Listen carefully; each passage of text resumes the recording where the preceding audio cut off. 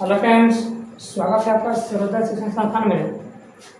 आज हम लोग 10वीं क्लास के एक बहुत ही इम्पोर्टेंट क्वेश्चन को लेकर आए हैं जो 10th क्लास के फाइनल एग्जाम में बार बार पूछा जाता है।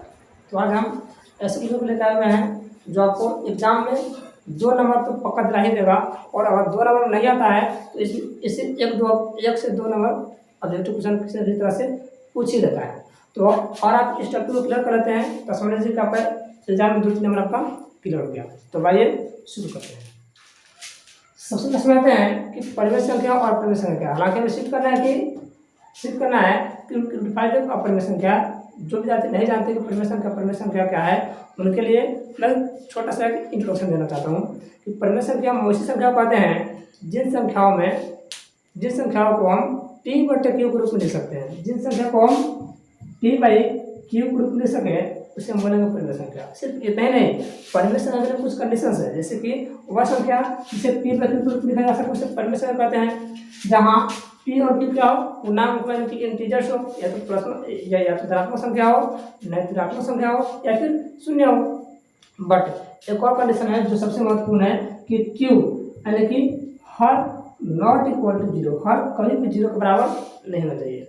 तो आप परिमेय संख्या के लिए कम से कम बोल रहे हैं 3 कंडीशन रखिएगा कि किसी भी संख्या को, कोई भी संख्या अगर परिमेय संख्या होगा तो उसे p/q के रूप में लिखा जा सकता हो, तथा p और q क्या हो, पूर्णांक यानी कि इंटीजर्स हो। इंटीजर्स करता है कि संख्या प्लस में हो या माइनस में हो, नहीं तो शून्य हो, लेकिन हर कभी भी शून्य ना हो, कि हर 0 ना हो। इसका मतलब होता है q not equal to 0, q 0 के बराबर ना हो, उस संख्या का बोलिएगा परिमेय संख्या। और अपरिमेय संख्या क्या है, वह संख्या जहाँ फलों की q क्या हो, 0। परिमेय संख्या में q 0 ना हो और अपरिमेय का हो सकता है q 0 हो सकता है, लेकिन परिमेय संख्या में p अगर ऑन 0 होगा, जैसे 0/3, कोई दिक्कत नहीं है, परिमेय संख्या है। लेकिन नहीं कटेगा 3/0 अपरिमेय संख्या है, और हर 0 होगा तो अपरिमेय, हर 0 नहीं है तो परिमेय। ठीक है।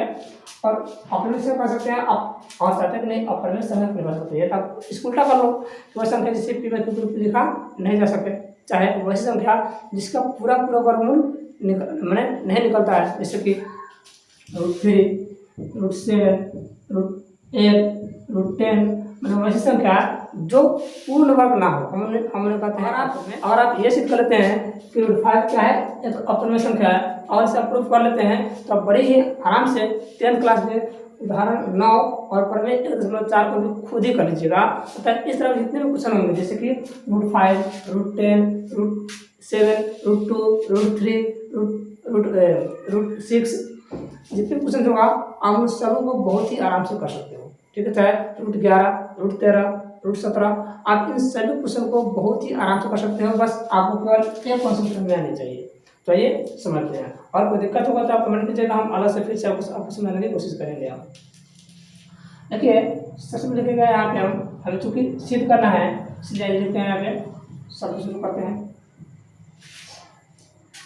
हमें यहाँ चूंकि मानना है कि क्या है, √5 एक अपरिमेय संख्या सिद्ध करना है। अगर अपरिमेय संख्या सिद्ध करना है तो इसको उल्टा मानना होगा, क्योंकि अगर हम मान लेंगे कि √5 अपरिमेय संख्या है तो फिर सीधे हम क्या करेंगे, इसलिए मान लेते हैं। चलिए कुछ देर के लिए हम लोग मान लेते हैं √5 एक परिमेय संख्या है, मान लेते हैं। ठीक है, माना कि √5 एक परिमेय संख्या है, और आपको हम अभी से पहले बताएं कि अगर कोई संख्या परिमेय संख्या होगा तो इसे हम p/q के रूप में लिख सकते हैं, इसलिए। और यह परिमेय संख्या हम माने हैं तो यह √5 क्या चाहिए, p/q के बराबर होना चाहिए, तब √5 क्या परिमेय संख्या है।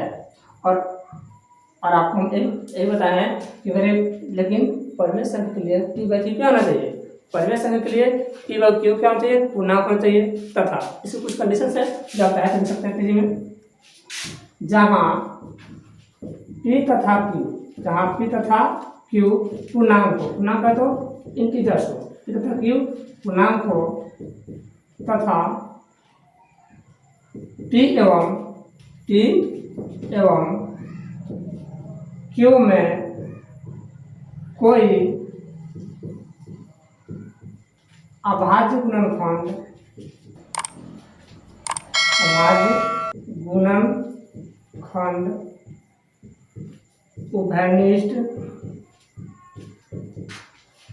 न हो और Q नॉट इक्वल टू 0। ये कुछ कंडीशंस है, आप चाहे तो इन्हें याद कर सकते हैं और इसे देख भी दीजिए एग्जाम में, तो एग्जामिनर के ऊपर आपका अच्छा इफेक्ट पड़ेगा। ठीक है, कंडीशन क्या है कि पी और क्यू का जो पी और क्यू पूर्णांक होते हैं, यानी कोई संख्या है तो धनात्मक नहीं ऋणात्मक या फिर शून्य, बट पी और क्यू में कोई अभाज्य गुणनखंड उभयनिष्ठ ना हो। इसका मतलब हुआ कि पी और क्यू में कोई ऐसी संख्या जो दोनों में शामिल ना हो। जैसे कि लिखेंगे 7/14, क्या आप दिखा दे रहा है कि 7 और 14 में क्या है, एक अभाज्य संख्या 7 है जो दोनों में शामिल है। कि 7 गुना 1 और 7 गुना 2 कर सकते हैं, तो 7 कॉमन है, 7 उठा देंगे बचेगा 1/2। तो अब अभी हो गया 1/2 में कोई अभाज्य गुणनखंड उभयनिष्ठ नहीं है। अब ऐसे कर लीजिएगा, आप ऐसे लिख सकते हैं कि पी और क्यू क्या है, सब अभाज्य हो। और लास्ट कंडीशन है आपका सबसे महत्वपूर्ण कि क्यू 0 ना हो, कभी भी हर 0 ना हो।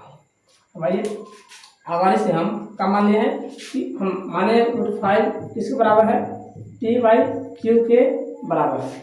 अब हम एक छोटा सा यहाँ पे एक्सपेरिमेंट करेंगे और अपने मन से हम दोनों भी वर्क कर देंगे। देखिए, और हम दोनों तरफ किसी भी इक्वेशन में समीकरण में दोनों तरफ वर्क करें, गुना करें, जोड़े, घटाए, यानी कि दो तरफ अगर कोई भी काम करें हम तो मान में कोई अंतर नहीं होता। तो इसे सॉल्व करने के लिए हम दोनों तरफ क्या कर देते हैं, वर्क कर देते हैं।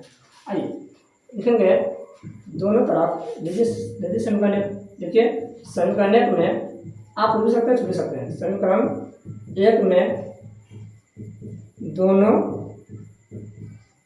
तरफ वर्ग करने पर और आप वर्ग करते हैं तो क्या होगा, वर्ग मीन्स स्क्वायर, तो √5 का स्क्वायर इक्वल टू P/Q का स्क्वायर। आप जानते हैं स्क्वायर का मतलब होता है क्या, 2 बार गुना करना। और जब √5 से गुना करेंगे तो क्या होगा, आप यहाँ देख लो, जब गुना करेंगे आप √5 × √5 तो जानते हो कि अगर दोनों में √5 तो होता है कॉमन, और 5 पंजे 25 और 25 को तो 5 होता है, इसका अर्थ है कि 25 को कितना हो गया 5, तो मेरा हो जाएगा आंसर 5। बट आप एक और कॉन्सेप्ट याद रखिए कि अगर किसी भी रूट वाली संख्या का स्क्वायर है ना तो स्क्वायर से रूट कट जाता है। क्या होता है भाई, स्क्वायर से रूट कट जाता है, तो स्क्वायर से रूट कटा दो आप, इन कटाना आप मनी में कटाना जी, तो क्या जाएगा मेरा 12 जाएगा 5। और यहाँ p को 2 गुना करना होता है p²। अब जानते हैं कि 1/m गुना 1/n बराबर 1/m + n। और किसी भी संख्या को 2 बार गुना करना हो और आधार बराबर तो घात जोड़ दीजिएगा। खर्च छोड़िए, इसी को देख लीजिए कि p को 2 बार गुना कीजिए तो हो जाएगा p², हाँ q को 2 बार गुना कीजिए तो हो जाएगा q²। अब यहाँ पे स्क्वायर करने के बाद देखिए, हमें कहीं भी हर जगह स्क्वायर रखना होता है, इसलिए हर जगह पे स्क्वायर को हटाने के लिए हम क्या करेंगे, इन दोनों इक्वेशन में क्यू से गुना करेंगे। लिखेंगे कि दोनों तरफ क्यू से गुना करने पर, अब दोनों तरफ क्यू से गुना करेंगे आप तो क्या होगा। अब चलिए हम इसमें यहाँ पर बनाते हैं, जगह करनी है यहाँ पे, या कितना भाई साहब मेरा 5 है, दो तरफ क्यू से गुना करना था, 5 गुना क्यू इक्वल टू P²/Q²। अपने का बताते हैं कि यहाँ क्यू है तो एक क्यू से एक क्यू कैंसिल हो गया, तो मतलब क्यू बच गया। अब जब हम ऐसे क्या होगा, तो एक क्यू है ना नीचे, क्यू का स्क्वायर मतलब क्या था, 2 क्यू होता है, क्यू का स्क्वायर मतलब कितना हो गया 2 क्यू, तो एक क्यू से एक कैंसिल हुआ तो कितना बचा, एक क्यू बच गया आपका, खत्म हो गया। और यहाँ पे 5Q इक्वल टू P² और बटे का 0।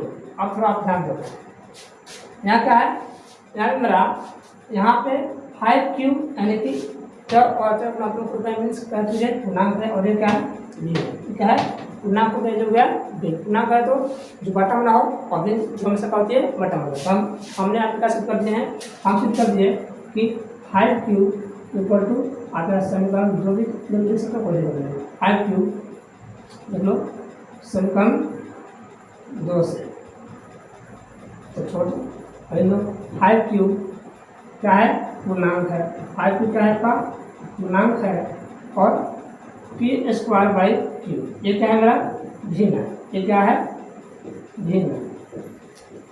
तो हम अभी कह सकते हैं कि पूर्णांक और भिन्न क्या होती है आपस में बराबर होती है, क्योंकि ये क्या है पूर्णांक और ये मेरा भिन्न है। हम ये सिद्ध कर दिए कि पूर्णांक और भिन्न क्या होती है आपस में बराबर, जबकि बात बिल्कुल गलत है, पूर्णांक भिन्न बराबर नहीं होती है। इसलिए ये बात गलत क्यों हो, क्योंकि हम यहाँ गलत माने थे, क्योंकि ये अपरिमेय संख्या था, इसको जबरदस्ती मान लीजिए कि परिमेय संख्या है, इसलिए क्या गया हमारा पूर्णांक बराबर भिन्न आ गया, जो क्या होता है गलत। लिखेंगे समीकरण दूसरा कमी है। आप ये वीडियो को पॉज करके नोट कर लीजिए ताकि इंटरेस्ट से यहाँ पे आगे क्वेश्चन को आगे बना सकें।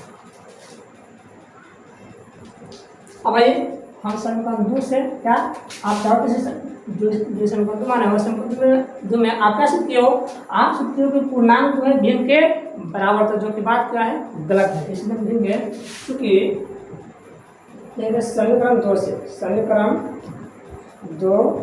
से पूर्णांक बराबर भिन्न, पूर्णांक बराबर का सिद्ध कर दिए हम लोग भिन्न, जो क्या है असत्य है, जो असत्य मीन्स गलत है। अगर गलत है तो गलत क्यों हुआ है, गलत की इसलिए हो गया है कि हम लोग यहाँ अपरिमेय संख्या को मान लिए थे परिमेय संख्या, इसलिए जाकर मेरा यहाँ पे क्या हो गया है पूर्णांक भिन्न के बराबर हो गया है। इसलिए मेरी बात क्योंकि ये बात गलत है, अतः हम कह सकते हैं कि बात गलत हुआ है, इसलिए क्योंकि हम यहाँ उल्टा माने थे। अतः √5 कोई परिमेय संख्या नहीं है, क्या ये अपरिमेय संख्या ही होंगे। इसलिए हमारा यह मानना था कि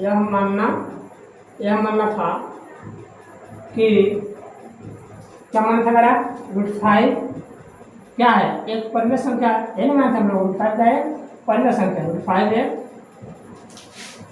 परिमेय संख्या है। कौन संख्या है परिमेय संख्या है। ये क्या है गलत है, असत्य है, क्या है गलत है। क्यों गलत है, क्योंकि यहाँ मेरा परिमेय संख्या मानने पे पूर्णांक बराबर भिन्न आ गया है, जो कभी संभव नहीं है। अतः √5 क्या है, ये अपरिमेय संख्या है। कौन संख्या है, एक अपरिमेय संख्या है, अपरिमेय संख्या। तो इस तरह से बहुत ही आराम से √5, √7, √3, √2, √11, √13, √17 इस तरह जितने भी क्वेश्चन है आप बहुत ही आराम से सोल्व कर सकते हो। और इसमें किसी प्रकार की कन्फ्यूजन आती है तो आप कमेंट कीजिए, हम कोशिश करेंगे इस पर फिर से हम एक अलग वीडियो आपको बनाकर समझाने के लिए। लेकिन हमें नहीं लगता कि आपको फिर से दोबारा कोई वीडियो देने की जरूरत है। आप इस वीडियो को 2 बार 3 बार मैंने बैक करके देखिए, आपको नीचे के समय में आ जाएगा। चलिए मिलते हैं अगले वीडियो में, तब तक के लिए धन्यवाद।